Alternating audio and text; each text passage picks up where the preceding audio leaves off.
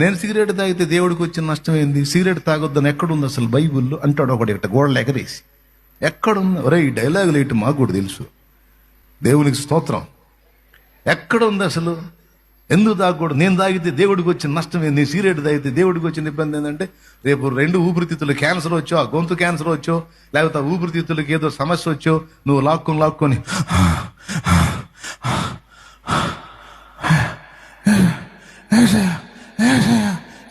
అని నువ్వు లాక్కుంటుంటే అది చూడలేడు ఆయన. అందుకు చెబుతున్నాడు,